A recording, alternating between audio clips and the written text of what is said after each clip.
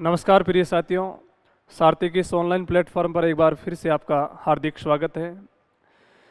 आप और हम मिलकर एक टॉपिक पढ़ रहे थे, भारत और राजस्थान की जलवायु। और उसके अंदर सबसे पहले पढ़ी पृथ्वी की गतियाँ, और उसके बाद में ऋतुएं स्टार्ट करी अपन ने। और ऋतुओं में पढ़ा सबसे पहले ग्रीष्म ऋतु के बाद में वर्षा ऋतु या मानसून काल। और वर्षा ऋतु और मानसून काल पढ़ने के बाद में दो ऋतुएं बचती है, एक तो शरद ऋतु और उसके बाद में शीत ऋतु। तो आज इन दोनों ऋतुओं को कंबाइंड रूप से अपन पढ़ेंगे। यदि आप लोग इस वीडियो को पहली बार देख रहे हो तो इससे जो पहले के दो टॉपिकों के वीडियो, राजस्थान के सामान्य परिचय और राजस्थान का भौतिक विभाजन, सारथी यूट्यूब चैनल के प्लेलिस्ट पर जमे हुए हैं, आप उनमें से उसको देख सकते हो। और जलवायु के टॉपिक के 3 वीडियोस उसमें पहले से लगे हुए हैं, प्लेलिस्ट के अंदर सिस्टमेटिक रूप से जमाए हुए हैं। और आगे भी अपन बहुत सारे टॉपिक पढ़ेंगे। तो आप राजस्थान गवर्नमेंट के किसी भी एग्जाम की तैयारी कर रहे हो और ज्योग्राफी के सिलेबस को सिस्टमेटिक ढंग से अगर कवर करना चाहते हो तो आप मेरे साथ जुड़े रहिए, इस सारथी के ऑनलाइन यूट्यूब चैनल पर जुड़े रहिएगा। और इसके माध्यम से अपन सारी चीज़ें कवर करेंगे और बहुत सारे टॉपिक पढ़ेंगे, करंट से अपडेटेड हुई चीज़ें उसको भी पढ़ेंगे। आरएस से लेकर के फर्स्ट ग्रेड, सेकंड ग्रेड, विभिन्न टीचर वैकेंसीज, एलडीसी, आप जिस भी गवर्नमेंट एग्जाम की तैयारी कर रहे हो, और या फिर वो स्टूडेंट जो बड़े बड़े कोचिंग संस्थानों में नहीं जा सकते, हमारे यहाँ तक भी नहीं पहुँच सकते और ऑनलाइन के माध्यम से तैयारी करना चाहते हैं, तो ये एक बहुत बड़ा और अच्छा विकल्प है आप लोगों के सामने। और ऑफलाइन आ सकते हैं तो ऑफलाइन तो उन लोगों के सामने हम सब पढ़ते ही हैं। और जो ऐसे हैं नहीं आ सकते और तैयारी करना बहुत अच्छे से चाहते हैं, तो आप दूसरे स्टूडेंटों तक भी पहुंचाएं जो ऑफलाइन आके तैयारी नहीं कर सकते, ऑनलाइन भी करना चाहते हैं और ओनली फ्री ऑफ कॉस्ट है। अब इसको ऐसे मत मान लेना कि हमारे राजस्थान में या हमारे इंडिया में ऐसी प्रवृत्ति होती है कि जो चीज़ फ्री में मिलती है उन्हें वो लोग ऐसे चाहते हैं कि यार इसका कोई ज़्यादा इंपॉर्टेंस नहीं होता, लेकिन ऐसी बात नहीं है। बहुत अच्छे कंटेंट आप तक मिल रहे हैं, वो भी फ्री ऑफ कॉस्ट मिल रहे हैं। तो आप लोग दूसरे लोगों को भी प्रोत्साहित करें, उन तक भी पहुंचाएं, आप खुद भी एक सिस्टमेटिक रूप से नोट्स बनाएं। और जलवायु वाला टॉपिक अपना चल ही रहा था, इस जलवायु की ऋतुएं आज कवर करते हैं। और फिर नेक्स्ट वीडियो के अपन राजस्थान की जलवायु का वर्गीकरण, फिर कोपेन के अनुसार वर्गीकरण, थॉर्नवेट के अनुसार वर्गीकरण, वो सारे वर्गीकरण सिस्टमेटिक पढ़ेंगे। और जैसे ही फिर उसके नेक्स्ट वीडियो के अंदर राजस्थान और भारत की जलवायु को प्रभावित करने वाले कारक को लेकर आएंगे। तो देन आज स्टार्ट करते हैं ऋतुएं, और उसमें से भी आप तीसरे नंबर की ऋतु हेडिंग बना लेना, शरद ऋतु। शरद ऋतु, शरद ऋतु, शरद ऋतु। इसी शरद ऋतु को और किस नाम से जानते हैं तो लौटता हुआ मानसून काल, लौटता हुआ मानसून काल, लौटता हुआ मानसून काल, लौटता हुआ मानसून काल, लौटता हुआ मानसून काल। या फिर इसी को ही एक और शब्द बोलते हैं मानसून का प्रत्यावर्तन काल, मानसून का प्रत्यावर्तन काल, मानसून का प्रत्यावर्तन काल, मानसून का प्रत्यावर्तन काल। यहाँ से मानसून लौट के वापस लौटना शुरू हो जाता है। मानसून वापस क्यों लौटना शुरू होता है तो इस चीज़ को आप समझिए। यहाँ पे एक इस तरीके से आकृति से बना हुआ देश भारत है, और भारत के बीचों बीच में से होकर के काल्पनिक रेखा गुजरती है। बहुत सारी बार इस रेखा को पढ़ा है अपन ने। ये रेखा है कर्क रेखा, कर्क रेखा। सबसे पहले अपन ने इस चीज़ को पढ़ा था कि कर्क रेखा पर सूर्य कब सीधा चमकता है, तो कर्क रेखा पर सूर्य सीधा चमकता है 21 जून को। 21 जून को सूर्य कर्क रेखा पर सीधा चमकता है, कर्क रेखा पर सीधा चमकता है। और यहाँ से भारत के दक्षिण से होकर के रेखा गुजरती है, यह है भूमध्य रेखा। भूमध्य रेखा, विषुवत रेखा, या फिर इसको इंग्लिश में इक्वेटर कहते हैं। इसके ऊपर सबसे पहले अपन ने देखा कि सूर्य सीधा चमकता है 21 मार्च को। 21 मार्च के बाद में अप्रैल, मई, जून, और यहाँ फिर वो डेट आई, इसका नाम है 21 जून। 21 जून को सूर्य कर्क रेखा पर सीधा चमकता है और धरातलीय क्षेत्र पर इतना ज़्यादा लो प्रेशर का केंद्र बनता है और अरब सागर और बंगाल की खाड़ी में हाई प्रेशर का केंद्र बनता है। दुनिया का नियम है कि हवाएं हाई प्रेशर से लो प्रेशर की तरफ जाती है, हाई प्रेशर से लो प्रेशर की तरफ जाती है। इसलिए ग्रीष्म ऋतु में भी हवाएं चलती है समुद्र से स्थल की तरफ, वर्षा ऋतु में भी चलती है समुद्र से स्थल की तरफ। इसलिए उस पूरे सिस्टम को अपन ने समझा। एक ऋतु आई थी ग्रीष्म के बाद में वर्षा ऋतु, और वर्षा का वितरण, उन सब चीज़ों को पढ़ा। उसके बाद में सूर्य जुलाई, अगस्त, सितंबर, सितंबर, और सितंबर की एक डेट है, वो डेट है 23 सितंबर। 23 सितंबर को सूर्य, 23 सितंबर को सूर्य पुनः भूमध्य रेखा पर सीधा चमकना शुरू होता है। 23 सितंबर को सूर्य पुनः भूमध्य रेखा पर। तो सूर्य साल में 2 बार भूमध्य रेखा पर एकदम सीधा चमकता है। वो दो डेटें कौन कौन सी है? 21 मार्च और 23 सितंबर। 21 मार्च और 23 सितंबर, यानी 21 मार्च और 23 सितंबर राजस्थान, भारत या पूरे विश्व के ऐसे 2 डेटे हैं जहाँ दिन और रात की अवधि समान होती है। 24 घंटे का दिन होता है, और 12 घंटे का ही दिन होता है और 12 घंटे की ही रात होती है। तो दिन और रात की अवधि समान कौन कौन सी 2 डेटों को होती है? तो बताओगे 21 मार्च और 23 सितंबर। 23 सितंबर को सूर्य पुनः भूमध्य रेखा पर सीधा चमकने के कारण भूमध्य रेखा के आसपास में क्या बढ़ना शुरू हो जाता है? तापमान। भूमध्य रेखा के आसपास में जब तापमान बढ़ेगा तो याद करो फॉर्मूला जो पहले की वीडियो में पढ़ा था अपन ने, तापमान एंटी प्रोपोर्शनल 1 वायु दाब होता है। तो जब तापमान बढ़ेगा तो वायु दाब घटेगा, और घटे हुए वायु दाब को एक नाम लिख सकते हैं अपन, लो प्रेशर। यानी कि इस समय हिंद महासागर, अरब सागर, बंगाल की खाड़ी की तरफ लो प्रेशर बनना शुरू हो जाता है सितंबर और अक्टूबर में, और भारत के धरातलीय भाग पर हाई प्रेशर बनता है। और दुनिया का नियम है कि हवाएं हमेशा हाई प्रेशर से लो प्रेशर की तरफ चलती है, इसलिए ये हवाएं पुनः धरातल से समुद्र की तरफ लौटना शुरू हो जाती है। ये इस तरीके से दोबारा फिर से लौटना शुरू हो जाती है, और इन्हीं को ही व्यापारिक पवनों के नाम से भूमध्य रेखा के आसपास में बोलते हैं। और ये जैसे ही पवनें वापस स्थल से समुद्र की तरफ रवाना होती है तो इसको एक नाम बोलते हैं लौटता हुआ मानसून काल या मानसून का प्रत्यावर्तन काल। क्वेश्चन आता है कि भारत और राजस्थान से मानसून कब लौटना शुरू हो जाता है? तो शुरू होता है वो सितंबर एंडिंग में होता है, सितंबर एंडिंग के लास्ट वीक में। और कौन से महीने में पूर्णतः लौट के वापस चला जा चुका होता है? तो उस महीने का नाम है अक्टूबर। यानी कि सितंबर अक्टूबर में भारत से मानसून पुनः लौट के बाहर जा चुका होता है, मानसून लौट के पुनः बाहर जा चुका होता है। राजस्थान में ये सितंबर के एंडिंग में लौटना शुरू हो जाता है, और अक्टूबर माह में पूर्णतः राजस्थान और भारत से मानसून पुनः लौट के हिंद महासागर और बंगाली खाड़ी की तरफ वो पवनें चली जाती है। लेकिन जाता हुआ लौटता हुआ मानसून यहाँ से नमी ग्रहण करता है, और यहाँ का मतलब भारत के दक्षिण पूर्व में खाड़ी स्थित है जिसका नाम है बंगाल की खाड़ी, द गल्फ ऑफ बंगाल। इस बंगाल की खाड़ी से लौटती हुई मानसून की पवनें पुनः नमी ग्रहण करती है, यानी इस वाले क्षेत्र का नाम है पूर्वोत्तर भारत। तो पूर्वोत्तर भारत की इस दिशा से ये पवनें पुनः वापस लौटेगी, और लौटते हुए बंगाल की खाड़ी के ऊपर से गुजरती है, और बंगाल की खाड़ी के ऊपर से गुजरते हुए दोबारा नमी ग्रहण करती है। और जब दोबारा नमी ग्रहण करती है तो भारत के दक्षिण और पूर्व में तमिलनाडु के आसपास में जो तटीय या कोस्टल बाउंड्रीज स्थित है इसका नाम है कोरोमंडल तट, कोरोमंडल तट, कोरोमंडल तट। यानी लौटता हुआ मानसून कौन से तट पे वर्षा करवाता है? तो लिखोगे कोरोमंडल तट। और या फिर यहाँ पे भारत का राज्य स्थित है, इस राज्य का नाम है तमिलनाडु, तमिलनाडु। तो लौटते हुए मानसून से कौन से राज्य में वर्षा होती है? तमिलनाडु में।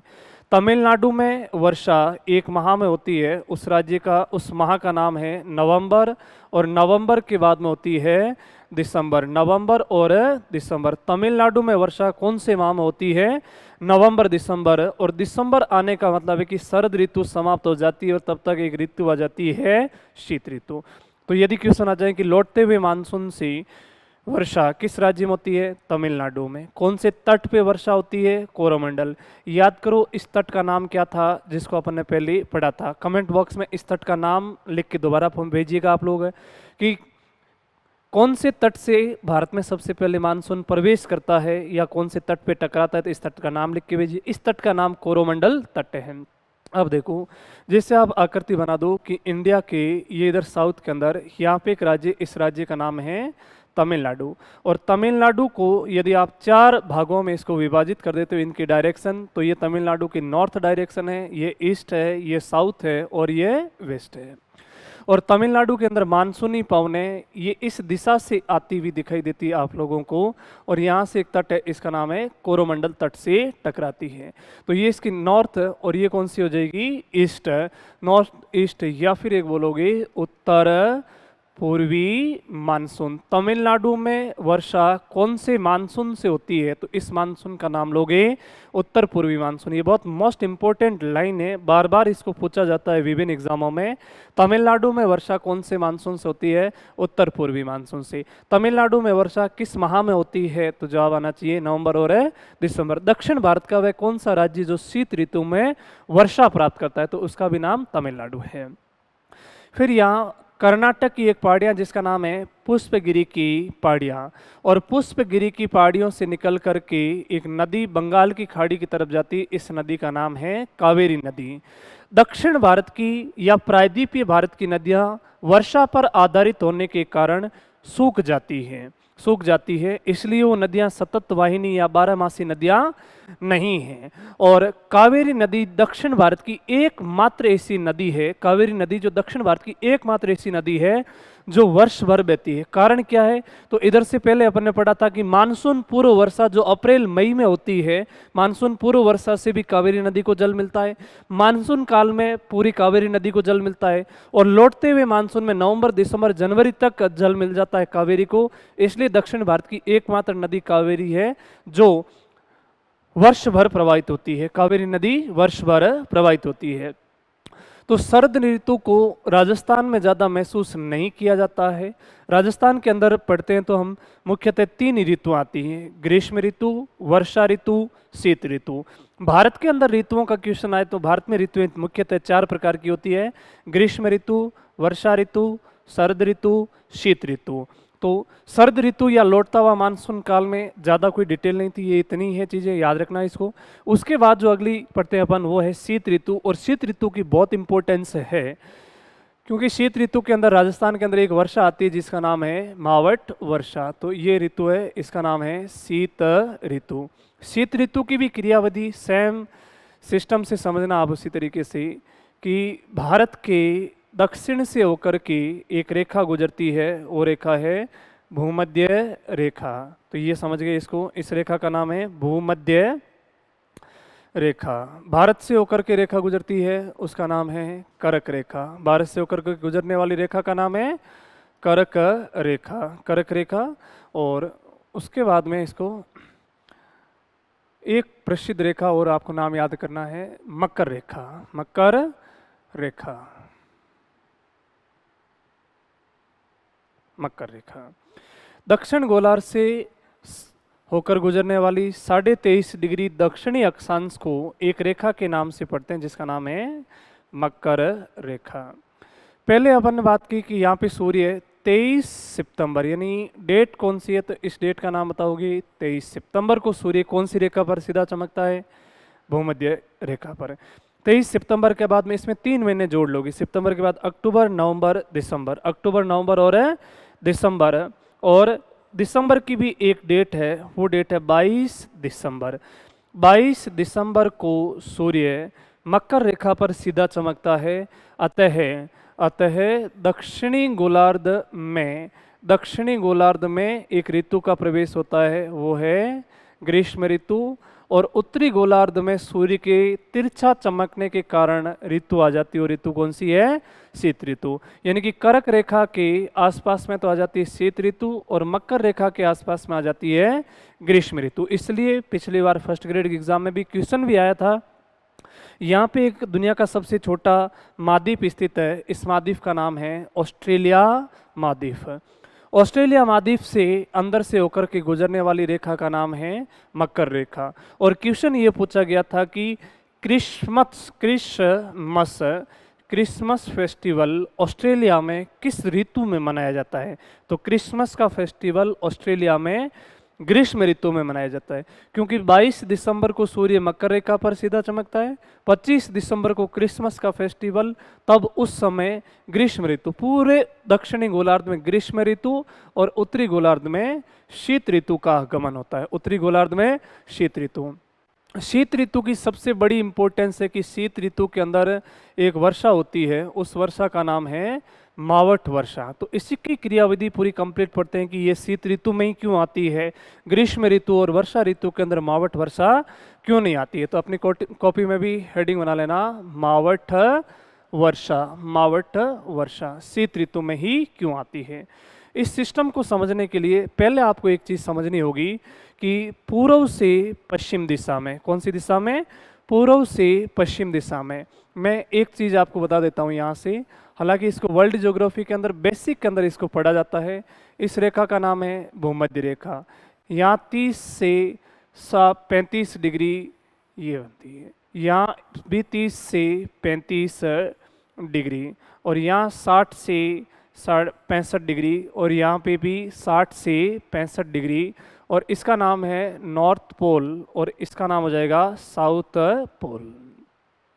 दुनिया में 3 प्रकार की स्थायी पवनें चलती है। दुनिया में 3 प्रकार की स्थायी पवनें चलती है, जैसे कि भूमध्य रेखीय निम्न वायुदाब पेटी, इसका नाम है उपोष्ण कटिबंधीय उच्च वायुदाब पेटी, यह है उपध्रुवीय निम्न वायुदाब पेटी, और यह है ध्रुवीय उच्च वायुदाब पेटी।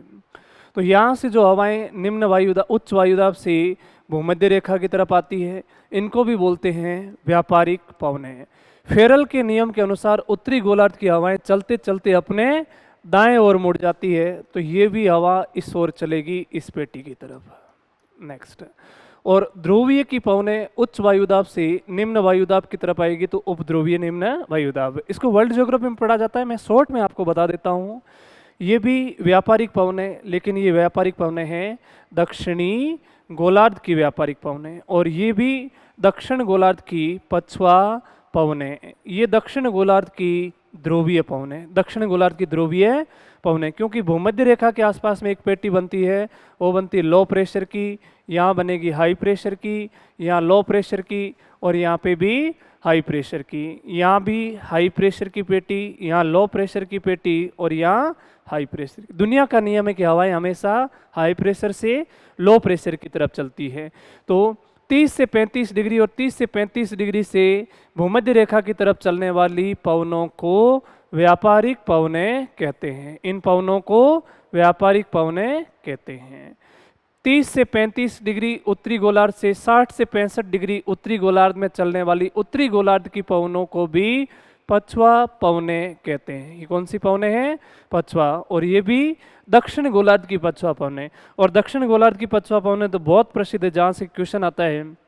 40 डिग्री दक्षिण अक्षांश पर चलने वाली पवनों के नाम गरजता 40, 50 डिग्री पे प्रचंड 50, 60 डिग्री पे चीखता 60।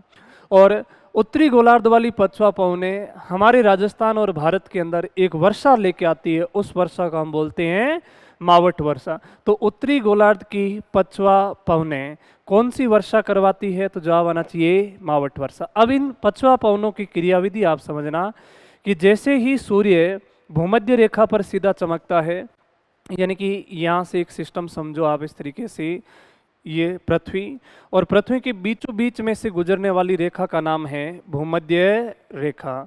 यहाँ से एक रेखा है, इसका नाम है कर्क रेखा, और ये रेखा है मकर रेखा। सबसे पहले सूर्य 23 मार्च को, सबसे पहले सूर्य 21 मार्च को भूमध्य रेखा पर सीधा चमकता है। उसके बाद 21 जून को सूर्य कर्क रेखा पर सीधा चमकता है, और 22 दिसंबर को सूर्य मकर रेखा पर सीधा चमकता है।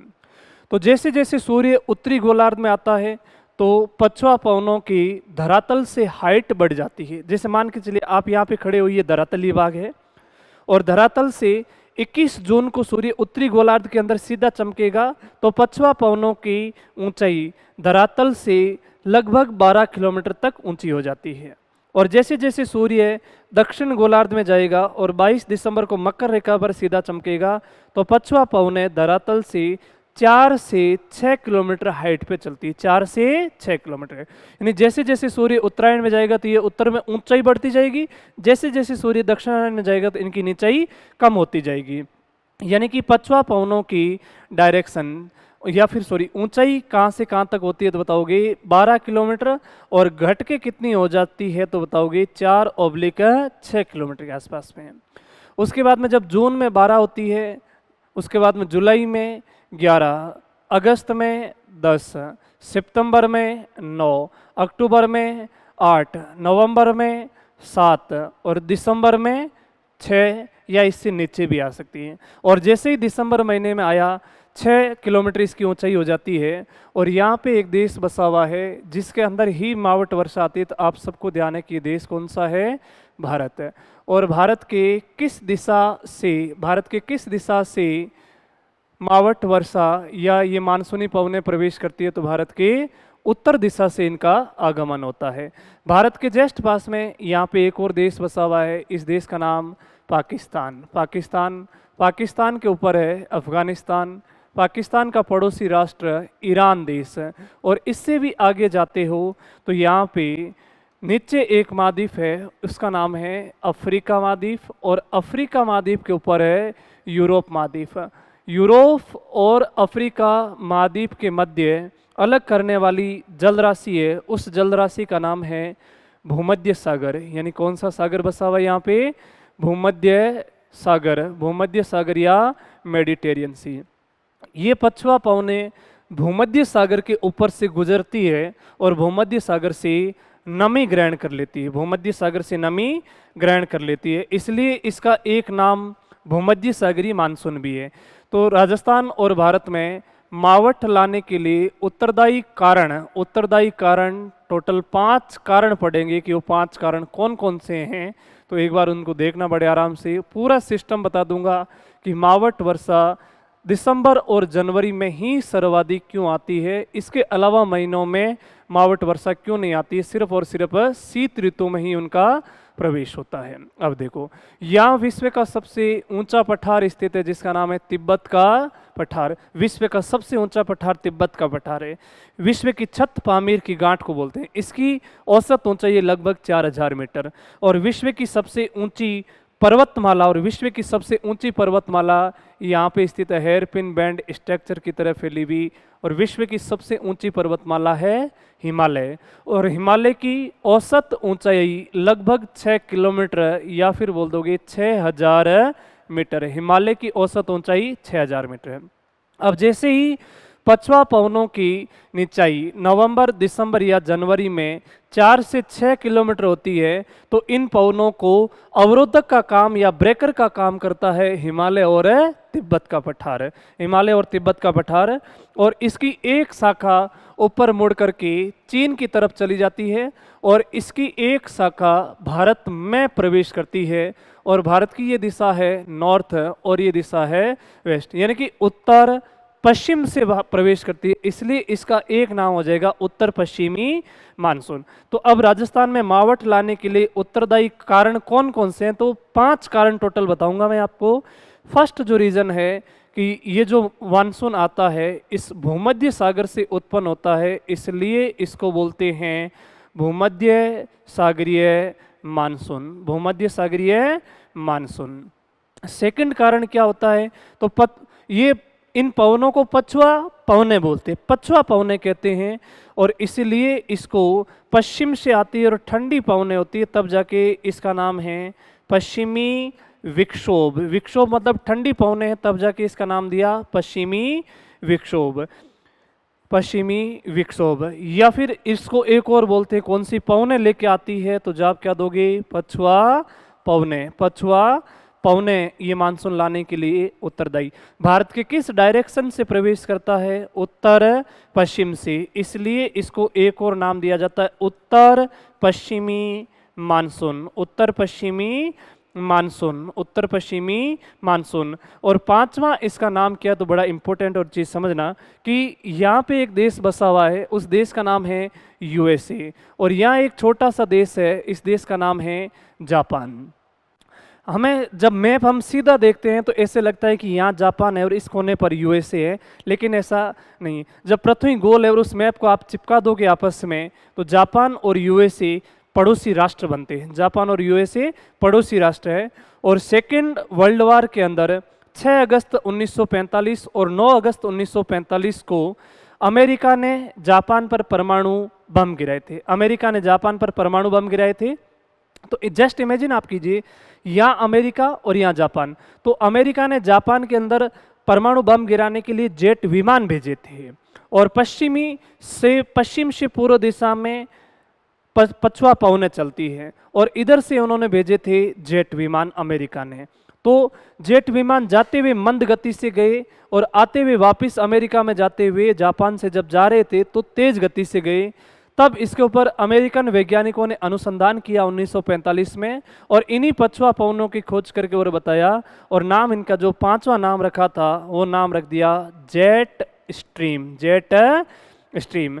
तो राजस्थान के अंदर मावठ वर्षा या भारत में मावठ वर्षा लाने के लिए कितने उत्तरदायी कारण हैं? 5। कौन कौन सी? भूमध्य सागरीय मानसून, पश्चिमी विक्षोभ, पछुआ पवनें, उत्तर पश्चिमी मानसून और जेट स्ट्रीम सिद्धांत है।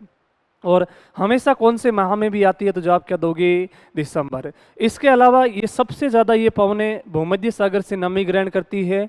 भूमध्य सागर के बाद में ईरान के ऊपर एक देश बसा हुआ है, और ईरान के ऊपर विश्व की सबसे बड़ी खारे पानी की झील स्थित है, और विश्व की सबसे बड़ी खारे पानी की झील का नाम है कैस्पियन सागर। कैस्पियन सागर। ईरान के नीचे इधर एक खाड़ी स्थित है, वो खाड़ी है फारस की खाड़ी। तो यदि क्वेश्चन आ जाए कि पश्चिमी विक्षोभ कहाँ से नमी ग्रहण करती है, तो भूमध्य सागर से, कैस्पियन सागर से और फारस की। यहाँ से नमी ग्रहण करने के बाद में हिमालय से टकरा के एक शाखा भारत में प्रवेश करती है और एक शाखा चीन की तरफ चली जाती है। जो भारत में प्रवेश करती है वो शाखा, यानी कि ये वर्षा कौन सी है? तो इस वर्षा का लिख दोगे मावठ वर्षा। मावठ वर्षा कौन से महीने में आती है? महीना रखोगे दिसंबर, और उसके बाद में एक महीना है जनवरी। दिसंबर और जनवरी।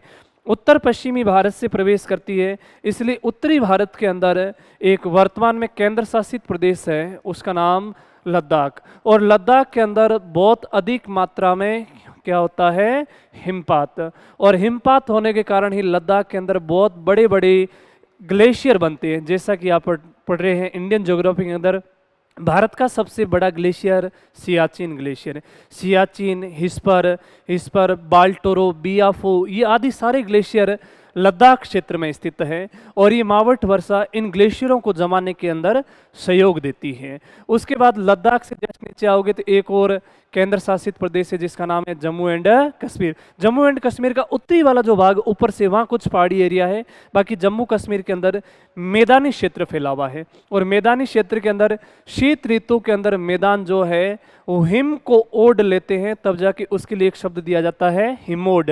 हिम या बर्फ को ओढ़ ले वो जमीन, उसको क्या बोलते हैं?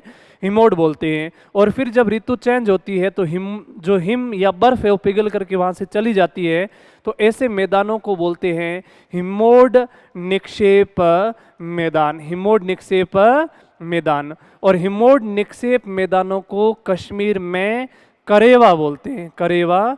हिमोड निक्षेप मैदानों को कश्मीर में करेवा बोलते हैं। और यहाँ करेवा, और इन करेवा के अंदर एक कृषि होती है जिसको बोलते हैं जाफरान की कृषि।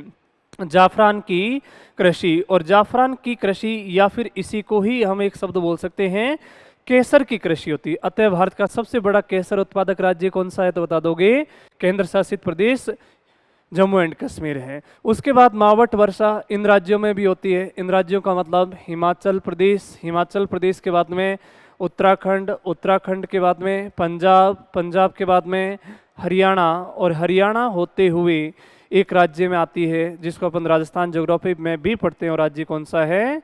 राजस्थान में भी होती है।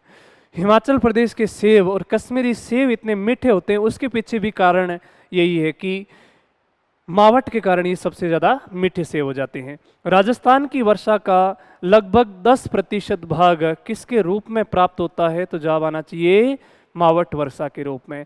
अब मावठ वर्षा कौन सी ऋतु में होती है? तो ऋतु होती है शीत ऋतु। और शीत ऋतु में जो हमारा कृषि फसल चक्र आता है या फसलों का चक्र आते हैं, वो शीत ऋतु में बोई जाने वाली फसलें रबी की फसलें होती है। और उन रबी की फसलों की सबसे बड़ी फसल कौन सी है? तो इसका जवाब दोगे गेहूं। रबी की सबसे बड़ी फसल भारत और राजस्थान दोनों की पूछे तो गेहूं है।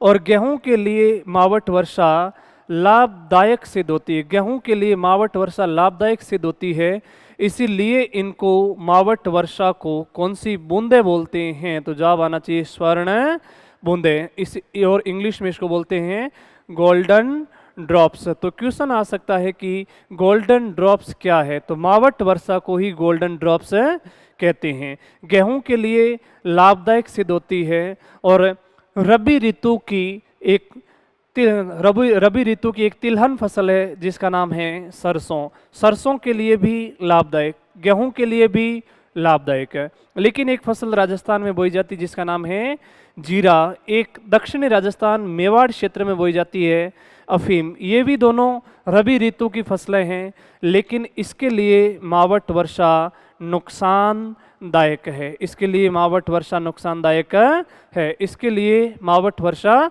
नुकसानदायक है। और एक ऐसी फसल जो हालांकि है तो खरीफ ऋतु की, लेकिन उसको पकने में 210 दिन लगते हैं, और 210 दिन का मतलब 7 माह लगते हैं, वो फसल है कपास की। तो कपास की फसल जून जुलाई में बोई जाती है, लेकिन जनवरी फरवरी तक रहती है। और जनवरी में जब मावट वर्षा अधिक हो जाती है तो कपास के लिए भी नुकसानदायक होती है। तो कपास, अफीम और जीरे के लिए नुकसानदायक, गेहूं और सरसों के लिए लाभदायक होती है, इसलिए उसको स्वर्ण बूंदा या गोल्डन ड्रॉप्स कहते हैं। राजस्थान में मावट वर्षा सर्वाधिक होती है जनवरी माह में। राजस्थान में मावट वर्षा सर्वाधिक जनवरी माह में होती है। राजस्थान में सर्वाधिक मावट वर्षा जनवरी में होती है। इसके बाद में राजस्थान के अंदर कौन सी दिशा में सबसे ज़्यादा मावट वर्षा होती है? तो उत्तर और पश्चिम दिशा में। यानी कि इससे एक चीज़ याद कर लोगे कि राजस्थान के अंदर ये साउथ, ये नॉर्थ, ये ईस्ट और ये वेस्ट। तो जैसे जैसे राजस्थान में दक्षिण पूर्व से उत्तर पश्चिम में जाने पर सामान्य वर्षा या मानसून की वर्षा के अंदर कमी आती है। राजस्थान में दक्षिण पूर्व से उत्तर पश्चिम में जाने पर मावट वर्षा में बढ़ोतरी होती है। इधर इस दिशा में जाने पर सामान्य वर्षा कम होती है और मावट की वर्षा बढ़ती है। मावट की वर्षा बढ़ती है। नेक्स्ट है, और अब शीत ऋतु की राजस्थान के और भारत में क्या क्या विशेषता है? तो शीत ऋतु की विशेषताएं, राजस्थान का सबसे ठंडा जिला, राजस्थान का सबसे ठंडा जिला, राजस्थान का सबसे ठंडा जिला। ग्रीष्म ऋतु वाले वीडियो में भी अपन ने चर्चा की थी, उसमें राजस्थान का सबसे गर्म जिला कौन सा? चूरू। राजस्थान का सबसे ठंडा जिला कौन सा? ये भी चूरू, क्योंकि चूने की परत या जिप्सम की परत के कारण ऐसा होता है। तो राजस्थान का सबसे ठंडा जिला चूरू। अब क्वेश्चन आ जाए, राजस्थान का सबसे ठंडा स्थान कौन सा है? राजस्थान का सबसे ठंडा स्थान, तो ऊंचाई के कारण राजस्थान का सबसे ठंडा स्थान माउंट आबू सिरोही। माउंट आबू सिरोही। राजस्थान का सबसे राजस्थान का सबसे ठंडा दिन, राजस्थान का सबसे ठंडा दिन और राजस्थान का सबसे ठंडा दिन किसे माना जाता है? तो जवाब क्या दोगे? 22 दिसंबर। 22 दिसंबर। यदि क्वेश्चन आ जाए राजस्थान का सबसे छोटा दिन भी किसे मानते हैं? तो भी 22 दिसंबर।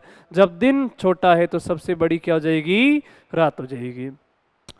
छोटा दिन होता है 10.5 घंटे का और 13.5 घंटे की होती है रात। तो सबसे बड़ी रात 22 दिसंबर, क्योंकि इस दिन सूर्य मकर रेखा पर सीधा चमकता है। तब कर्क रेखा पर स्थित देशों या राज्यों या जिलों की दिन छोटा हो जाता है और रात सबसे बड़ी हो जाती है। नेक्स्ट, राजस्थान का सबसे ठंडा महीना, और राजस्थान का सबसे ठंडा महीना जनवरी में। राजस्थान में सबसे ज़्यादा मावट वर्षा, और राजस्थान में सबसे ज़्यादा मावट वर्षा ये भी होती है जनवरी माह में।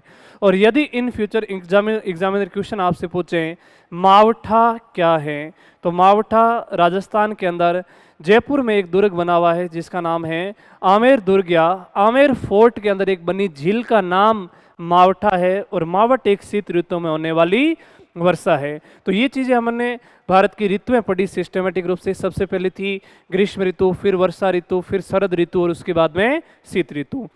वन लाइन यदि एग्जामिनर क्वेश्चन पूछ लें कि ऑल ओवर भारत की जलवायु कैसी है, ऑल ओवर भारत की जलवायु कैसी है, तो भारत की जलवायु कैसी है ये चीज़ आपको बताने के लिए देख लेना, जब सूर्य सीधा चमकता है तब उस वाले क्षेत्र को शुद्ध हिंदी में वर्ड लिखा जाता है उष्ण। उष्ण।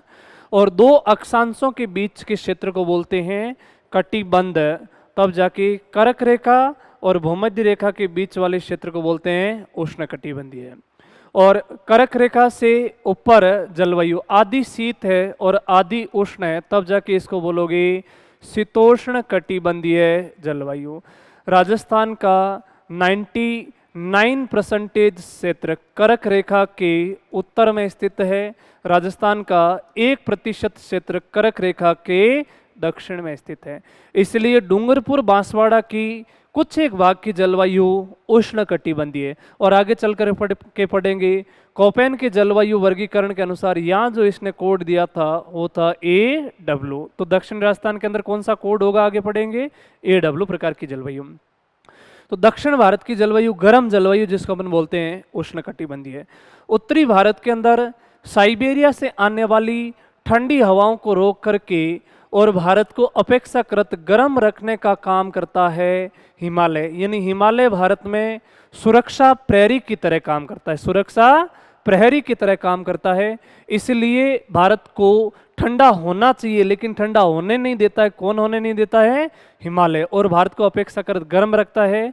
इसलिए वन सिंगल लाइन में आपसे क्वेश्चन पूछ लें कि भारत की जलवायु कैसी है, तो भारत की जलवायु उष्ण कटिबंधीय मानसूनी जलवायु है। उष्ण कटिबंधीय मानसूनी जलवायु। इसलिए मानसूनी जलवायु के लिए सिर्फ भारत के लिए ही ये शब्द यूज हो सकता है, अदर किसी देश के लिए मानसूनी जलवायु शब्द यूज नहीं होता है। तो भारत की जलवायु उष्ण कटिबंधीय है मानसूनी।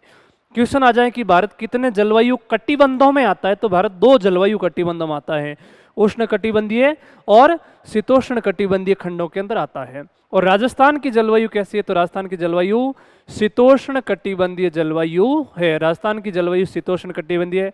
राजस्थान भी पूछ लें कि कितने जलवायु कटिबंधों में आता है, तो 2। राजस्थान का 99% भाग शीतोष्ण कटिबंधीय क्षेत्र में आता है और राजस्थान का 1% भाग उष्ण कटिबंधीय क्षेत्र में आता है। तो ये सिस्टम था पूरी ऋतुओं का। अगले वीडियो के अंदर अपन पढ़ेंगे राजस्थान की जलवायु का वर्गीकरण। जब तक के लिए आप इन चीज़ों को रिवाइज करते रहिएगा। और यदि आपने पहली बार इस वीडियो पे आए हो, पहली बार आप इस प्लेटफॉर्म पर आए हो, तो पहले के सारे वीडियोज आप फटाफट से चाहे स्पीड करके देख लीजिएगा और अपने सेल्फ नोट्स बनाते रहिएगा। अपन इसके बाद में जलवायु के बाद में नदियाँ, उसके बाद में झीलें और फिर आगे इसी तरीके से टॉपिक पढ़ते चलेंगे। तब तक के लिए आपको बहुत बहुत धन्यवाद आपका।